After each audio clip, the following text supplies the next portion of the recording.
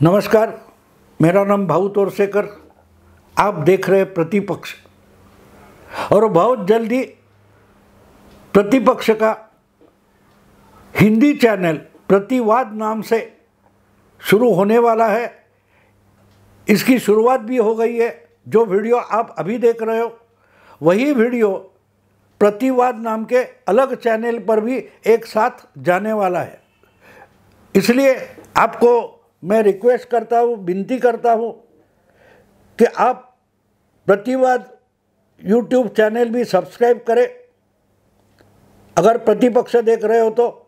और 4 महीने के बाद प्रतिपक्ष में हिंदी वीडियो डालना मैं बंद करूँगा, और उसके बाद मेरे हिंदी वीडियो भाऊ तोरसेकर के हिंदी वीडियो सिर्फ प्रतिवाद चैनल पर रहेंगे, जिसकी लिंक मैंने डिस्क्रिप्शन बॉक्स में नीचे दी है। आप वहाँ जाकर विजिट कर सकते हैं और प्रतिवाद को भी सब्सक्राइब कर सकते हैं, क्योंकि 4 महीने बाद हिंदी वीडियो सिर्फ प्रतिवाद पर आएंगे। ठीक है, अब मैं अपने सब्जेक्ट की तरफ मुड़ जाता हूँ। दोस्तों, एक चर्चा लोकसभा चुनाव के बाद एक हफ्ता हुआ और महाराष्ट्र में, मुंबई में एक चर्चा छिड़ गई है कि क्या उद्धव ठाकरे बहुत जल्दी एनडीए में वापस चले जाएंगे। इस चुनाव के रिजल्ट के बाद महाविकास आघाड़ी जो महाराष्ट्र में है, कांग्रेस, एनसीपी और शिवसेना उद्धव बालासाहब ठाकरे, इन तीनों पार्टी की जो महाविकास आघाड़ी है उसका कोई भविष्य है या नहीं है। अब देखिए कि 48 में से 31 सीटें महाविकास आघाड़ी ने जीत ली है, तो जो जीतता है उसका भविष्य होता है, उसका भविष्य होता है। क्योंकि इन्होंने जो आघाड़ी बनाई, एक अलायंस बनाई, वो दुबली लगती थी, लेकिन फिर भी उन्होंने जो बीजेपी का अलायंस है, महायुति है, उससे 2 गुना सीटें हासिल की है। अच्छा सक्सेस मिला है। फिर भी ऐसा क्यों बोला जा रहा है कि महाविकास आघाड़ी का कोई भविष्य है या नहीं? ऐसा इसलिए बोला जा रहा है कि कैसे वैसे करके इन लोगों ने सीट का बंटवारा कर लिया था, अच्छी तरीके से नहीं, फिर भी झगड़े नहीं हुए। एक सांगली जैसी एक सीट हमने छोड़ी जहां बगावत हो गई, तो बाकी 47 सीटों में कांग्रेस, एनसीपी और शिवबाठा, उद्धव ठाकरे की पार्टी, इनमें अच्छा तालमेल रहा, एक दूसरे को इन्होंने मदद की और इनकी अच्छी सीटें चुनकर आई। जिस कांग्रेस की 2019 में सिर्फ 1 सीट चुनकर आई थी, वो सबसे बड़ी पार्टी बनकर उभरी। कांग्रेस को 17 सीटें लड़कर 13 सीटें हासिल हुई।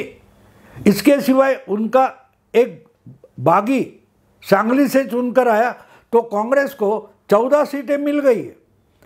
उसके बाद उद्धव ठाकरे ने सबसे ज़्यादा 21 सीटें लड़ाई थी, लेकिन उनकी 9 सीटें आ गए। कम से कम 10 सीटें लड़कर शरद पवार ने 8 सीटें जीत ली, तो कुल मिलाकर उनकी गुट में 31 सीटें चली गई, तो महाविकास आघाड़ी सक्सेसफुल हुई है। फिर भी ये चर्चा चल रही है कि क्या इस आघाड़ी का, इस अलायंस का कोई भविष्य है या नहीं है।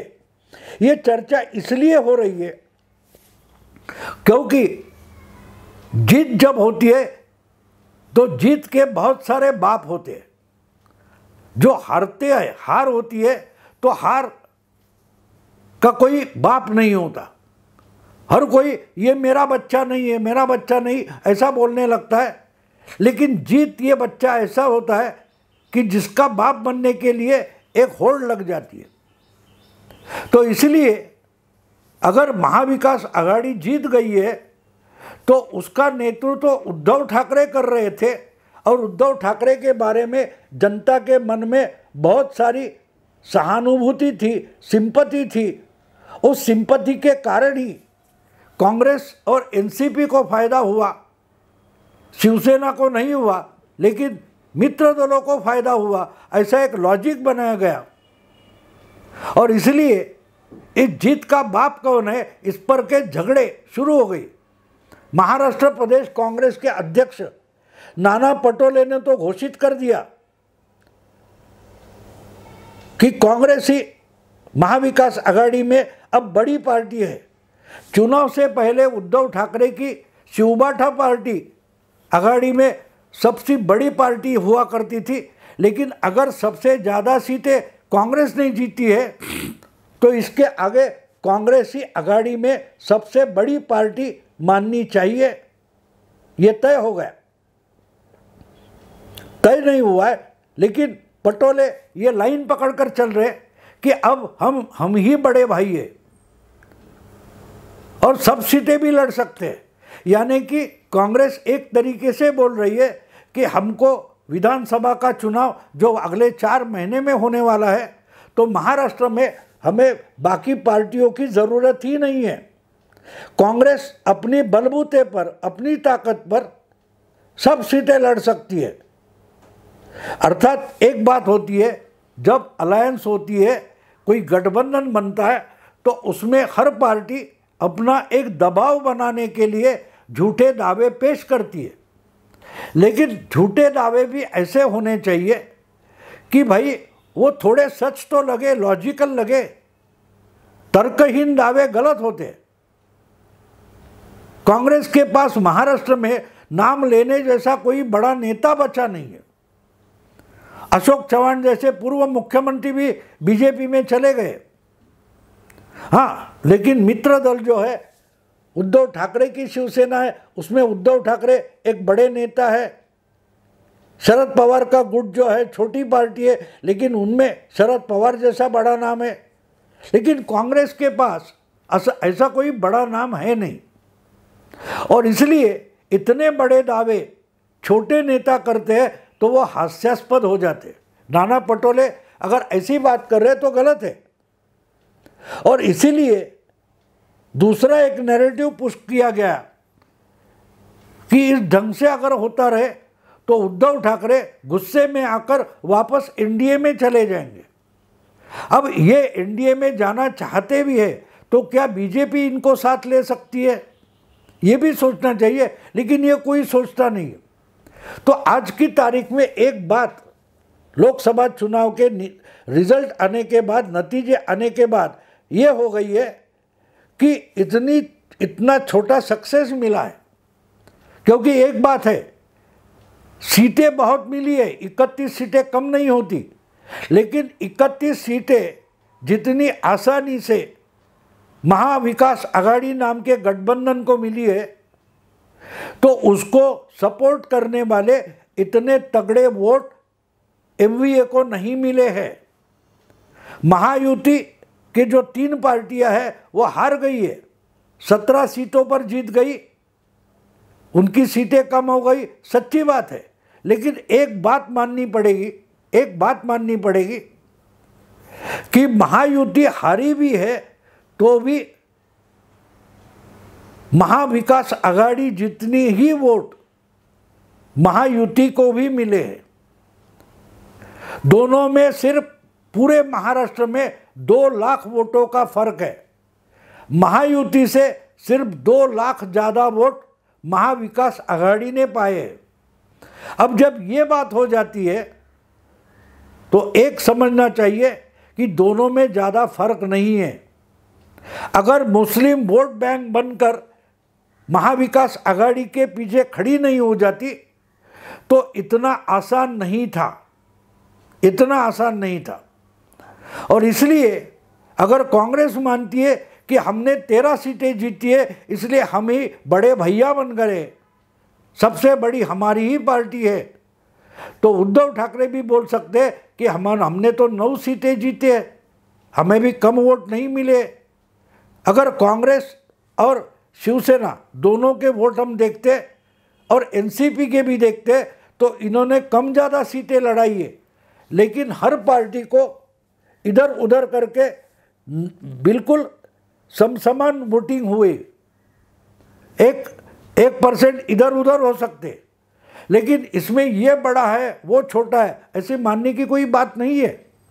लेकिन आज से ही इनमें अगर झगड़े शुरू हो गई है तो उसका एक कारण ये है कि जो नैरेटिव फैलाए जाते हैं मीडिया में, ये नैरेटिव पिछले 2 साल से चल रहा था कि उद्धव ठाकरे की सरकार गिराई गई, उनकी पार्टी तोड़ी गई, शरद पवार की पार्टी तोड़ी गई, तो इसके लिए बीजेपी के खिलाफ जनमत गया है और पवार और उद्धव ठाकरे के लिए बड़ी भारी सिंपैथी जनरेट हो गई है। तो ये सरासर झूठ था, ये नैरेटिव था।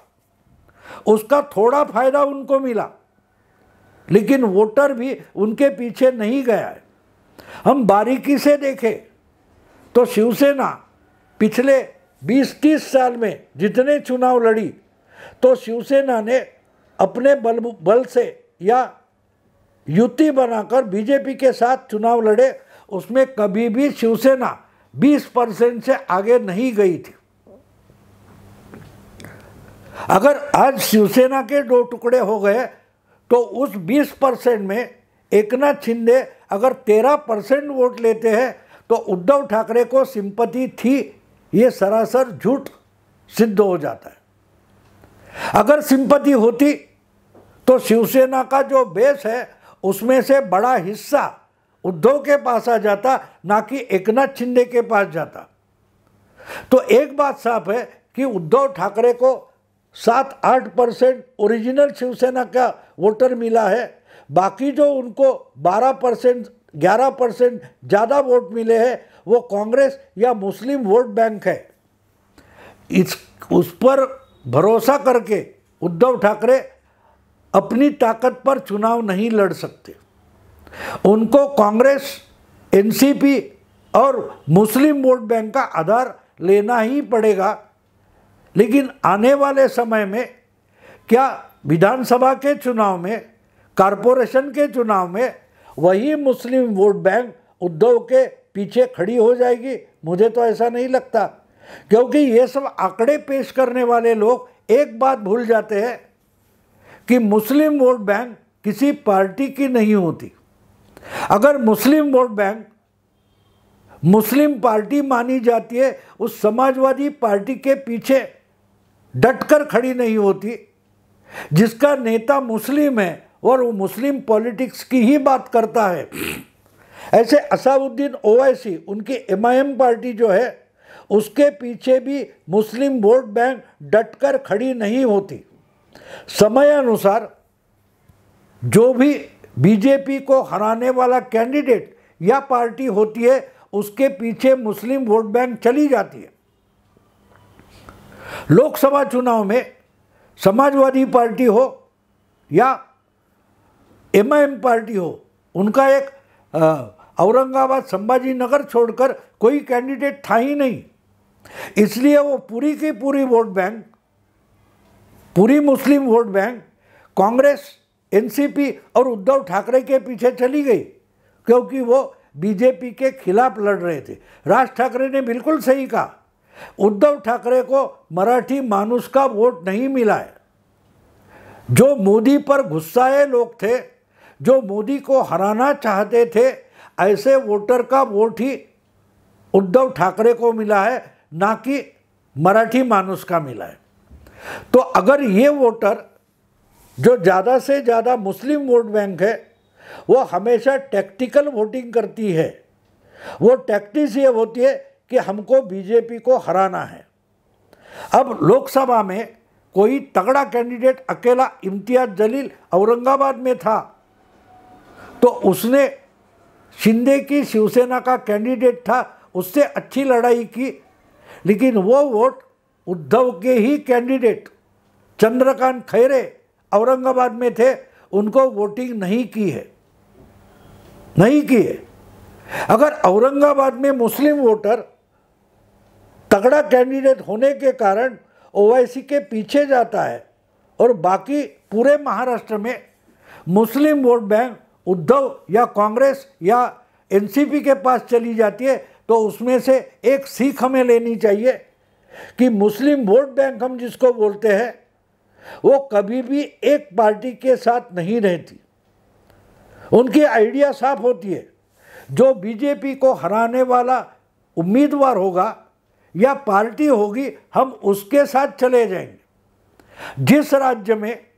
जिस राज्य में जो पार्टी बीजेपी के खिलाफ सबसे स्ट्रांग है, समाजवादी पार्टी यूपी में स्ट्रांग थी, ममता दीदी बंगाल में स्ट्रांग थी बीजेपी के खिलाफ, उनके साथ चले गए। तो इसी ढंग से महाराष्ट्र में उद्धव को जो वोट मिले हैं उसमें बड़ा हिस्सा मुस्लिम वोटर का है। अब देखिए, जब विधानसभा का चुनाव आता है तो अलग अलग हिस्सों में, अब मालेगांव में देखो, धुले लोकसभा चुनाव क्षेत्र जो है उसमें 6 विधानसभा क्षेत्र आते हैं, उसमें 5 विधानसभा क्षेत्र में बीजेपी का कैंडिडेट भामरे लीड रह रहा था, आगे था, लेकिन अकेले 6ठे विधानसभा क्षेत्र मालेगांव मध्य में वो हार गया और लोकसभा में हार गया।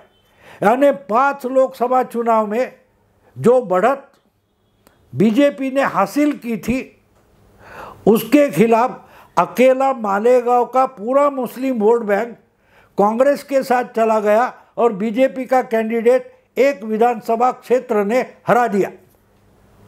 अब ये बात है कि वहाँ से चुनकर आने वाला कैंडिडेट या तो समाजवादी पार्टी का होता है या तो ओवैसी का होता है, लेकिन लोकसभा चुनाव में वो पूरी वोट बैंक कांग्रेस के पीछे चली गई।